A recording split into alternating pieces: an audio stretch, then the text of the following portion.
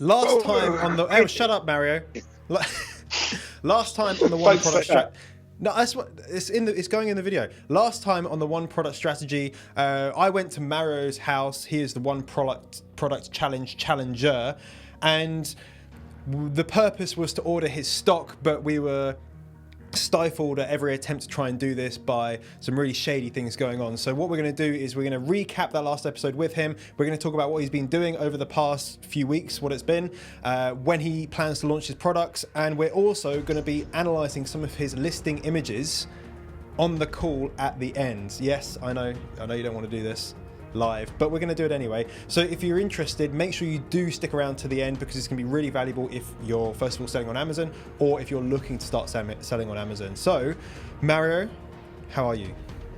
Welcome. Yeah, I'm well, thanks, Jonny. I'm well. It's a shame you've been able to make it round this time. Well, yeah, because you're in a different country, so yeah. It's going to be a little bit harder. But for the benefit of everyone that maybe hasn't seen the episodes before or has, but obviously it's been a while since the last one aired, what happened on the last episode? So last episode, we managed to put we made the final payment for my stock. So it's all ordered, all done. All done. And we had a problem at that point where the supplier was messing around with the shipping terms, and potentially it was going to cause you some extra money, right? $335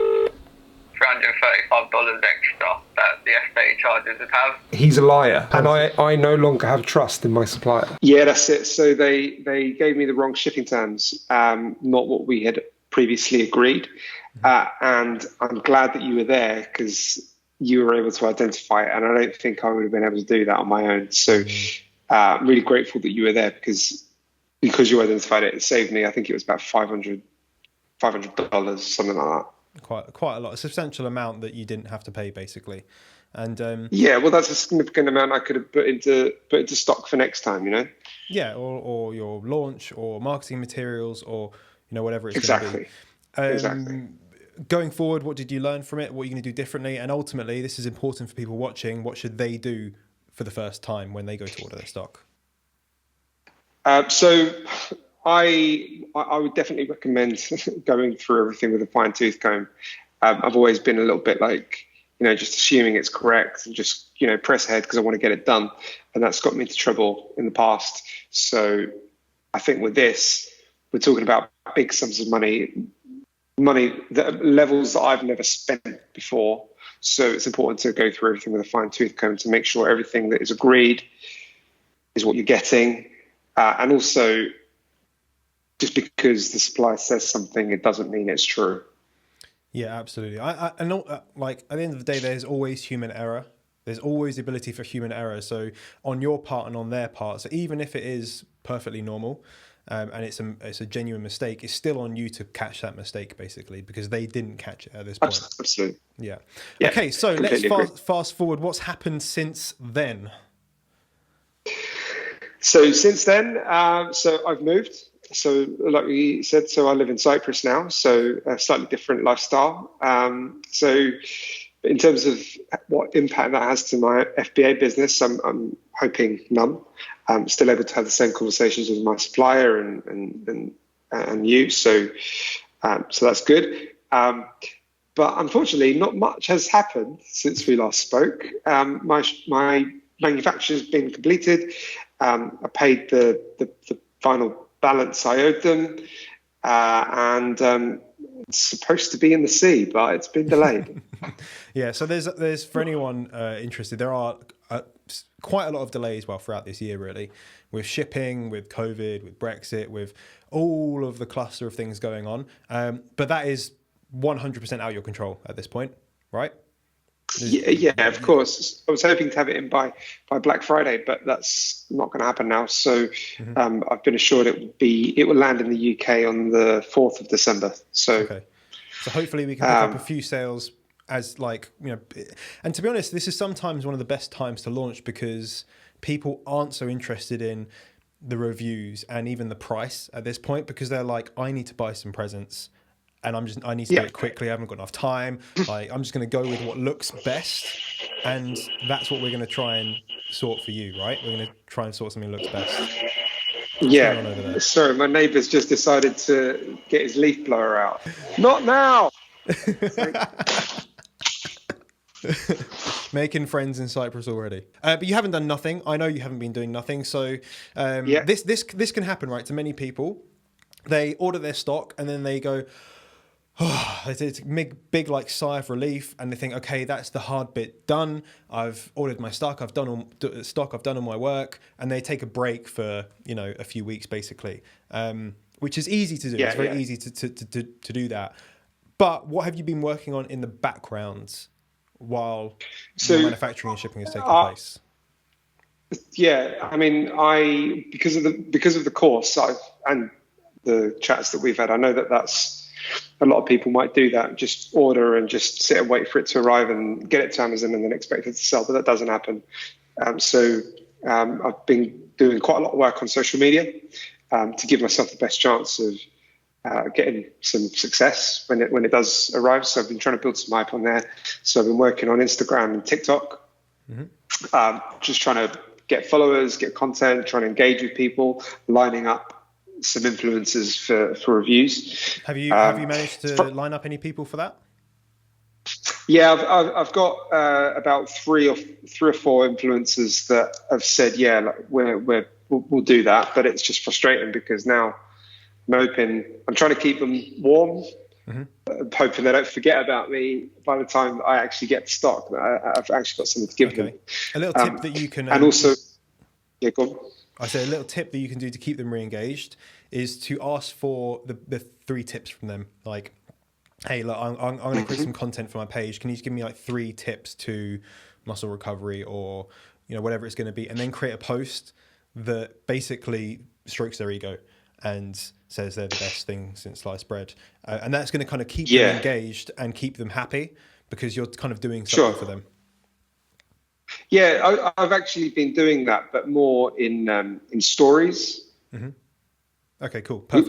Would you say that's okay? Right. Okay. Yeah. Fine. So I've been seeing people that I've been chatting to, and sometimes I'm trying to get into the health and fitness niche on in Instagram because that's probably where the best fit for my product is, and that niche is huge. So talk to people on there. So that's I think I'm doing a good job with that. I'm going to set a target though. We want some more people by the time your products arrive. Yeah, so that's the influencers, but I've got other people lined up for reviews that are not they're not influencers, they're mates, commoners. Commoners.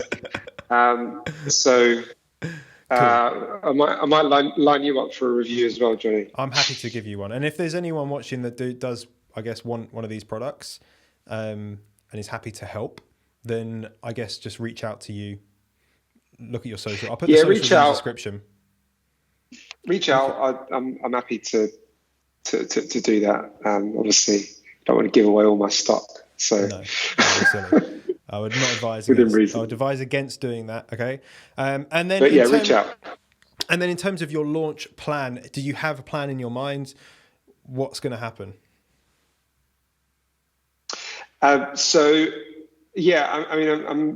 hoping that it's in by mid-December, so I can get some people in for Christmas. So by the time it clears customs and everything like that, I want to get those reviews lined up very quickly as soon as I've got stock to give them, and then hopefully I can start making sales quite quickly. I mean, my plan is hopefully I can sell all my stock by the end of January. Okay, let's do it. I think we can do that. Yeah, and then I'm in a strong position. But what I'm a little bit worried about is reordering. Yeah. Okay. So what worries you about it? Because it's taken quite a long time to get my stock from the moment I've paid it. So it's going to be another process. Good. Well, similar to the time, maybe not quite as long, but Hopefully not. The good thing that you'll have is data. So you'll be able to sell the product, see how much they're selling for, what margins you're able to get. And you might think, okay, I'm going to do 20, 30% of my stock through air shipping. If the maths work out like reasonable for you, then that could alleviate some of that pressure. But, you know, it's a good problem to have. It's obviously cash flow and stock flow is definitely a concern for most people. But it's much better to have sold your products and have the money to be able to reinvest into more products than not being able to sell products. I think that's fair enough to say. But we can then look at different ways to, like funding. You know, we did that funding workshop the other day. If it's a case of you need a cash injection, you've got the numbers to prove it, you've got the profit margins, you've proved the actual model works, you can then go out to people and say, hey, I need some money. I'll be able to give you an X% return within 12 months or within, you know, whatever it's going to be. And you can have more confidence to do that. Absolutely. I mean, I've got a bit of money sort of ready for that second lot of stock. But yeah, if it goes really well and I do sell out by the end of January like I planned, then I would probably need to have a chat with somebody about getting some more to buy even more stock, because it's going to go really well then, isn't it? Perfect, exactly. And then we can scale up for next Christmas as well. And that's really the ultimate goal, is by next summer, next Christmas, like stock is in a good position, you've got constant stock, you're always selling, and then you can really drive sales towards, you know, Black Friday and all that sort of stuff. Yeah, and I think for the kind of product that I've got as well, next summer is going to be really important. I'm really excited. I'm hoping to be part of the 100K club by then. So we can do it. This is the whole point of the challenge. Like 10K. Yeah, I hope these calls won't stop once I reach that. Well, no. Now, then you've made 100K. Then that's when you got to start paying, Mario. That's when I know. Like, how a minute? You got to start paying your way. I'm joking. Fair. I'm joking. That's very fair. You can call me up in the middle of the night. It's fine. I'll answer it. Okay. We can have a FaceTime, you know, why not? That is it for today. Now, if you want to see me analyze his Amazon images, what I'm going to do is ask you to subscribe, turn your notifications on, and make sure you look at the next upload, which is going to be in a few days' time. In that recording, I go through his images, he shows me everything that we've got, and I give my feedback immediately as it comes into my head, which I think is going to be really valuable if you're looking to sell on Amazon, you are selling on Amazon right now, and you're thinking, how do I make my images better? I hope you have enjoyed this so far, and remember, you're just one product away. Bye-bye.